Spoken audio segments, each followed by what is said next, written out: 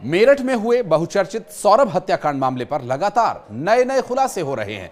मुस्कान और साहिल के द्वारा उठाए गए इस कदम से हर कोई हैरान है और उससे भी ज्यादा हैरानी अब इस नए खुलासे से हो रही है, जो कि पुलिस पूछताछ और फॉरेंसिक जांच में सामने आया। पता यह चला, दरअसल हत्या के दोनों आरोपियों का प्लान कुछ और था, लेकिन मौके पर कुछ परिस्थितियां ऐसी बनी कि अब नीले ड्रम बदनाम हो रहे हैं। नमस्कार, मैं हूं आशीष त्रिपाठी और न्यूज 18 के इस डिजिटल प्लेटफॉर्म पर मर्डर के इस मामले पर एक और अपडेट लेकर हाजिर हूं। फॉरेंसिक जांच में खुलासा यह हुआ कि दोनों आरोपियों ने मिलकर पहले यह प्लान किया था कि सौरभ की बॉडी को वे ड्रम में नहीं सूटकेस में भरकर ले जाएंगे, लेकिन उनके पास उस वक्त मौजूद सूटकेस छोटा पड़ गया, जिसके चलते मौके पर ही प्लान को बदलना पड़ा और मुस्कान ने अपना शातिर दिमाग लगाया और वो एक नीला ड्रम लेकर आई। और फिर उसने क्या किया, शायद आप में से ज्यादातर लोग ये जानते होंगे, लेकिन हाल ही में सामने आई फॉरेंसिक जांच में पता ये चला कि जो चाकू बरामद हुआ है उस पर मुस्कान और साहिल दोनों ही के फिंगरप्रिंट्स हैं, जिससे साफ है कि सौरभ की बॉडी को ठिकाने लगाने के लिए दोनों ही ने बारी बारी से कोशिश की।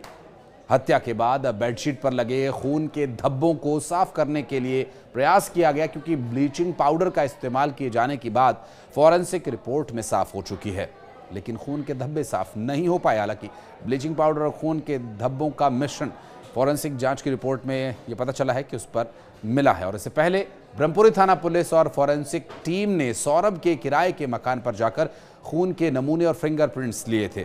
बेडरूम और बाथरूम का भी नक्शा तैयार किया गया था। टीम ने घटनास्थल की वीडियोग्राफी और फोटोग्राफी भी करवाई थी। 2 घंटे साक्ष्य जुटाने के बाद टीम वापस लौटी। जेल में बंद आरोपी मुस्कान रस्तोगी और उसके आरोपी प्रेमी साहिल को मुख्य जेल में अब शिफ्ट कर दिया गया है। 10 दिन बाद प्रशासन ने नियमानुसार उन्हें मुख्य जेल में शिफ्ट किया और जेल में मुस्कान का नया पता है 12 बी और साहिल शुक्ला 18 ए बैरक में है। कातिल मुस्कान ने जेल में सिलाई सीखने की इच्छा जताई है और अब मुस्कान को सिलाई कढ़ाई की ट्रेनिंग भी दी जाएगी। तो वहीं साहिल शुक्ला ने खेतीबाड़ी करने का आग्रह किया है और साहिल जेल में सब्जियां उगाएगा। इस बीच पता यह चला कि सौरभ मर्डर के हत्या के आरोपी मुस्कान से जेल में अभी तक परिवार का कोई सदस्य मिलने नहीं पहुंचा है। तो वहीं साहिल की नानी जिला कारागार उससे मिलने के लिए पहुंची। बुलंदशहर निवासी साहिल की नानी पुष्पा ने बताया कि साहिल उनका बहुत ख्याल रखता था।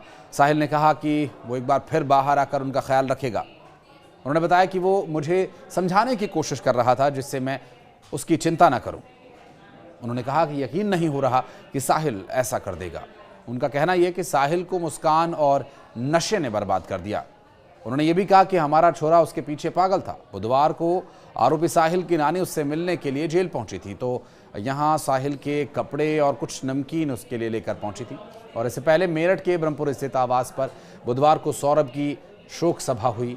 नम आंखों से लोगों ने सौरभ को श्रद्धांजलि दी और इस दौरान परिजनों ने इस पर शोक प्रकट भी किया और परिजनों का इस वक्त भी रो रो कर बुरा हाल था और खासकर उसके भाई बबलू की आंखों से आंसू रुक ही नहीं रहे थे। उनकी मां रेणु तो बेसुध ही हो गईं और उनको पानी पिलाया गया, ब्लड प्रेशर चेक किया गया। परिजनों ने कहा कि मुस्कान के परिजनों की भी इसमें संदिग्ध भूमिका है और उनको भी जांच के दायरे में लाए जाने की बात कही गई। भाजपा के वरिष्ठ पदाधिकारियों ने कहा कि सौरभ के हत्या के आरोपियों को जल्द सजा दिलवाएंगे और उन्होंने पुलिस के वरिष्ठ अधिकारियों से भी बातचीत की। सौरभ को याद करके भाई बबलू बुरी तरह से रोते रहे और रोते हुए बबलू ने कहा कि भतीजी पीहू को वो अपने घर लाना चाहते हैं। वो नहीं चाहते कि जिस तरह परवरिश मुस्कान की हुई उसी तरह के परिवेश में उसकी भतीजी पीहू की परवरिश हो। मां रेणु सिंह को बेसुध होने पर किसी तरह से परिवार ने संभाला।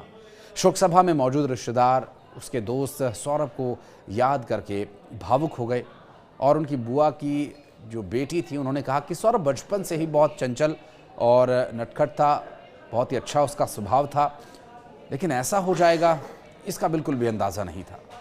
बताया गया कि जल्द ही दोनों आरोपियों के लिए जमानत की अर्जी भी लगाई जाएगी और उधर पुलिस का दावा है कि दोनों के खिलाफ प्रमाणित साक्ष्य हैं। दोनों को जेल से नहीं छोड़ा जाएगा, उनका जेल से निकलना मुमकिन ही नहीं है। और पुलिस जल्द ही दोनों के खिलाफ आरोप पत्र कोर्ट में दाखिल करने जा रही है ताकि मुकदमा ट्रायल पर आ सके और उसके बाद दोनों को जल्द ही सजा मिल सकेगी।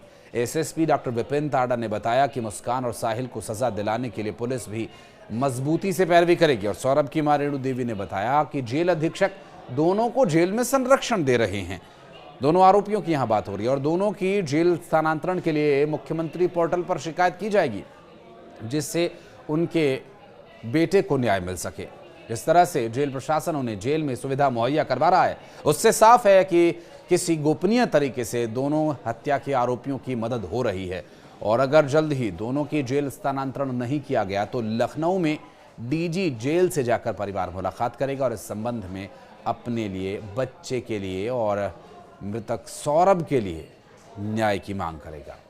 इसमें भारतीय कानून का लचीला होना क्या सौरभ और मुस्कान की मदद करेगा, या फिर सौरभ और मुस्कान ने जो किया उसके लिए उन्हें कड़ी से कड़ी सजा होनी चाहिए? इस बारे में अगर आप कुछ कहना चाहते हैं तो कमेंट सेक्शन में आकर अपनी प्रतिक्रिया दे सकते हैं। संविधान सबके लिए एक बराबर है, वो मुजरिम को भी अपना पक्ष रखने का मौका देता है।